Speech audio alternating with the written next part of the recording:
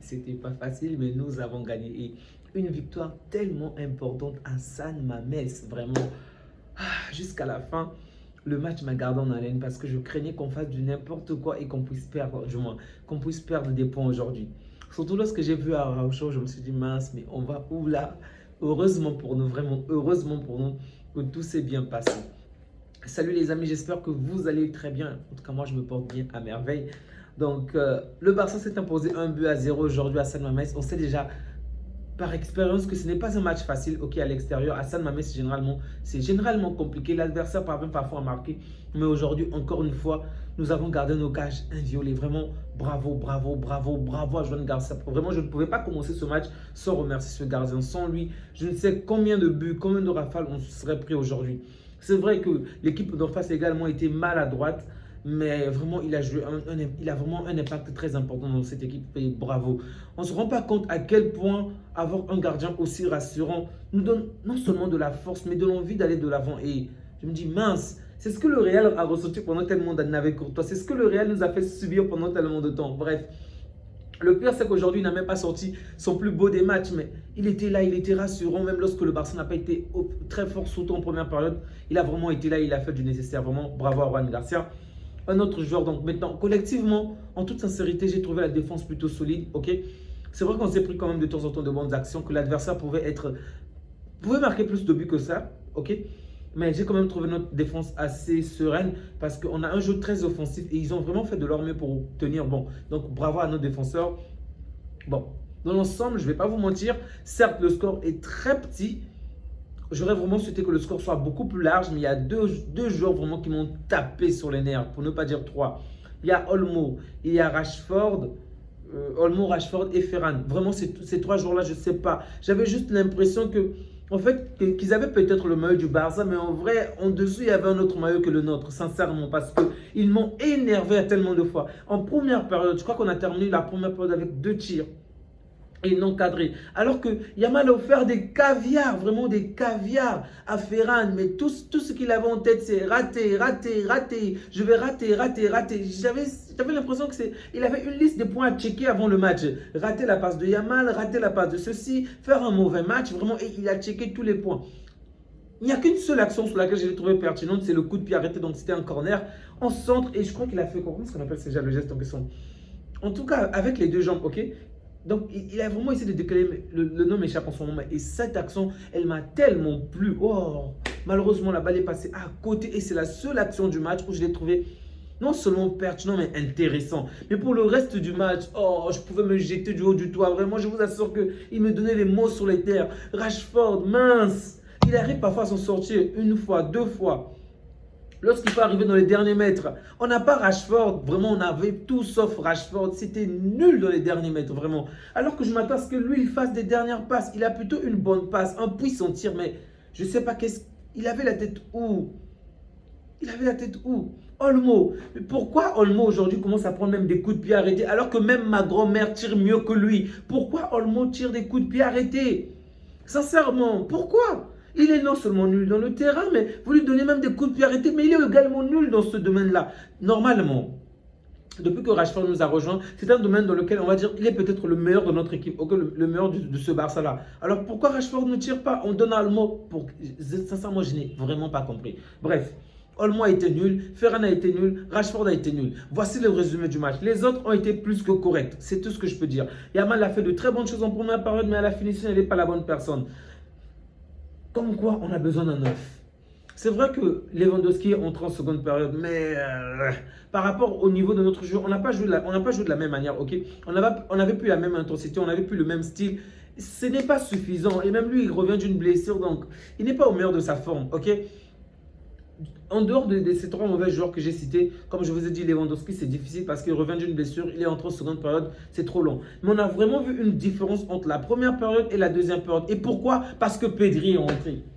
C'est ça la vérité, Pedri est entré. Bernal faisait un très bon match, ok, mais à côté de lui, il avait un faux joueur, Olmo. Casado, ok, je ne vais même pas m'attarder sur les jeunes joueurs parce qu'ils sont déjà sur un rythme très complexe en ce moment, ok? Ils sont en train d'enchaîner des matchs plutôt très forts, alors qu'ils devraient se reposer jouer de moins en moins, ok, du moins, jouer pas autant que d'habitude, mais aujourd'hui on se repose sur nos jeunes joueurs parce que financièrement c'est complexe pour nous. Et on a certains grands joueurs qui sont blessés comme De Jong, donc je n'ai pas à dire de mauvaises choses concernant les jeunes joueurs, ok. Moi je parle des vétérans. Et on a vu la différence en sortant Olmo. Il sort déçu, mais je me suis dit, mais tu te fous de notre gueule ou quoi, mec? Vraiment, avec ce match que tu nous as pondu, on te sort, tu as l'air déçu. Ok, vous pouvez me dire qu'il était peut-être déçu à cause de ses performances, mais on l'a accordé tellement de temps. Je crois qu'il a eu plus d'une heure de jeu. Il n'a rien foutu et il sort en colère. Punaise. Tu sais la colère que nous avons? Tu sais toute la colère que nous avons avec ce match que tu nous as pondu, sincèrement. Il m'a tapé sur les nerfs, vous n'avez même pas idée à quel point. Heureusement qu'on l'a sorti.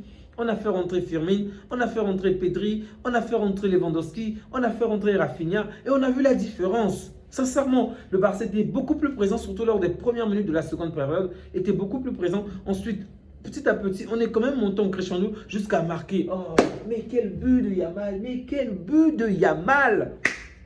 C'est pas votre ami. Il tape les papas des gens. Il gagne de l'argent en ridiculisant les papas des autres. Oh, Yamal. Non, Pedri qui a fait tout le taf. Pedri qui réalise la bonne passe. Et Yamal qui commence à demander aux gens de faire le grand écart. Sur son but, le défenseur de l'Athletic Bilbao a fait le grand écart. Mince, il était là affalé à terre. Il faisait que regarder Yamal. Mais qui peut l'arrêter? Qui peut? En toute sincérité. Citez-moi un seul joueur de votre équipe qui est à la hauteur. Citez-moi. Si vous n'êtes pas du Barça, vraiment, je m'en fous du club que vous supportez. Mais montrez-moi votre joueur à vous, qui est comparable à notre Yamal. Sincèrement, oh, le petit est fort. Le petit est fort. Aujourd'hui, il est de très loin, je dis bien de très, très loin, le meilleur joueur du monde. Vraiment, le meilleur joueur du monde. Et si seulement on peut avoir un parcours semblable ou même à peu près similaire à la saison dernière, mais qu'on lui donne le ballon d'or. Parce que la saison dernière, on lui reprochait un seul point. Les buts. Certes, il réalisait des passes décisives, il réalisait des matchs extraordinaires, mais quelquefois, il ne marquait pas souvent. Et je le reprochais même avant le début de la saison, pendant la saison, et après, je l'ai reproché de cela. C'est l'un des points où je voulais vraiment qu'il puisse s'améliorer parce que je le comparais souvent avec Dembélé. Mais cette saison, il est en train de s'améliorer sur cette petite faille-là. Donc, si seulement il peut continuer sur cette lancée et que le Barça puisse davantage faire de aussi bonnes performances, mince, même en Ligue des Champions, notre petit aura son ballon d'or, vraiment, parce qu'il fait tellement plaisir. Et on voit même des joueurs comme Gulli, comme même des haters du Barça, des gens qui n'aiment pas du tout le Barça, qui ne prennent plus autant plaisir à regarder le foot. Dire une chose que c'est à cause des joueurs comme Yamal, c'est toujours Yamal qui regarde encore les matchs. Les mecs ne supportent pas le Barça, mais ils sont prêts à regarder les matchs du Barça pour voir Yamal, Pedri, Rafinha faire des trucs de ouf, alors que les voisins gagnent par des circonstances bizarres. Vraiment. Montrez-moi votre joueur qui est comparable à Yamal. Oh. Mince. Vraiment, Yamal a marqué encore une fois un très bon but. Le pire, c'est qu'on est tous au courant de ce qu'il va faire. On est tous au courant du mouvement qu'il va faire. Mais il est arrêtable, il est instoppable. Les joueurs se jettent, ils font tout pour l'arrêter, impossible. Pedri avait 3 joueurs aujourd'hui. Tout le temps, dès que Pedri avait la balle, 3 joueurs. Dès que Pedri avait la balle, 3 joueurs. Je me suis dit, mince. Si seulement De Jong était là. Parce qu'imaginez-vous, lorsque Pedri va attirer 3 joueurs, De Jong pourra en attirer 2. Ou encore De Jong sera libre pour davantage foncer. Mais De Jong n'était pas là. Ça m'a fait tellement mal. Et là, j'ai encore pensé au match contre Newcastle. D'ailleurs, il faut que je fasse la vidéo, peut-être demain. Vraiment, il faut que je fasse une vidéo concernant Newcastle et le Barça. Mais bref, dans tous les cas, Yamal est là. J'espère juste de tout cœur, vraiment de tout cœur, qu'on ne va pas faire la même erreur, ok? Certains joueurs sont déjà épuisés. Donc, après cette victoire, nos joueurs vont directement aller en Angleterre pour se préparer. Ils ne vont pas retourner en Catalogne. On est à Barcelone. Donc, ils vont directement aller en Angleterre. J'espère qu'ils vont avoir tout le temps, tout le repos nécessaire pour se préparer. Parce que, je dois le dire, l'entrée de Rafinha a été importante. L'entrée de tous ces joueurs que j'ai cités précédemment a vraiment apporté un certain impact. Mais il y a également un truc dans le match que je n'ai pas aimé. En deuxième période, je comprends que Yamal était fatigué. Et constamment, lorsqu'il fallait changer d'aile, on envoyait vers Rafinha et c'était du n'importe quoi qu'on passe. Oh mince. J'avais l'impression qu'on visait les étoiles ou on faisait la passe à l'adversaire toutes les fois qu'il fallait vraiment changer d'aile. C'était toujours mal fait. Avant même que la balle n'arrive à Rafinha, soit elle était interceptée, ça arrivait directement dans les pieds de l'adversaire, soit dans la surface adverse. Et s'il y a un domaine dans lequel, il s'appelle comment? Ah, Rojo n'a pas évolué, ok? S'il y a un domaine dans lequel il n'a pas évolué, c'est dans ce domaine-là. Oh mince. Lorsque je pense à Martin, avec les passes que Je ne parle pas de Gérard Martin, de l'autre là, il s'appelle comment? Celui qui est parti en Arabie Saoudite. Bref, son nom m'échappe en ce moment. Lorsque je pense à Martin, lorsque je pense à Koulibaly, la manière dont il casse les lignes avec les passes, même si cette saison, Koulibaly est moins sur la même tendance que la saison dernière, je me dis, Araujo, si seulement tu pouvais t'améliorer dans ce domaine-là, si seulement tu pouvais t'améliorer, bref. J'aurais vraiment voulu qu'il puisse s'améliorer dans ce domaine-là, mais pour l'instant, il n'a pas encore le niveau. Toutes les fois qu'on lançait la balle, qu'on voulait casser les lignes, qu'on voulait vraiment changer d'aile en voulant retrouver Rafinha, la balle n'arrivait même pas à lui, alors qu'il faisait des bons appels de balle, ok? Il faisait vraiment d'excellents appels, mais si la balle ne t'arrive jamais, bah, tu ne vas jamais marquer, en fait. C'est aussi simple que ça. Les amis, c'était une victoire vraiment importante. Je suis heureux qu'on termine finalement le match sans blessure. Vraiment que merci à Dieu. Sans, on va dire, en tout cas pour l'instant, il n'y a aucune blessure, pas à ma connaissance. Sans pépin, sans se mettre dans l'embarras sur pas mal de situations. Donc ça, c'est une très bonne nouvelle. 3 points de plus, on peut que se réjouir et... merci. Je crois qu'il y a eu un peu de problème avec la batterie. 3 points de plus, on ne peut que se réjouir et attendre la suite, vraiment espérer que nous allons garder la même lancée, creuser davantage de l'écart avec le Real Madrid, qui d'ailleurs s'est imposé 2 buts à 1 face au Celta Vigo hier. Les amis, prenez bien soin de vous, prenez bien soin des autres, des vôtres et que Dieu vous garde. On se dit à bientôt. Ciao.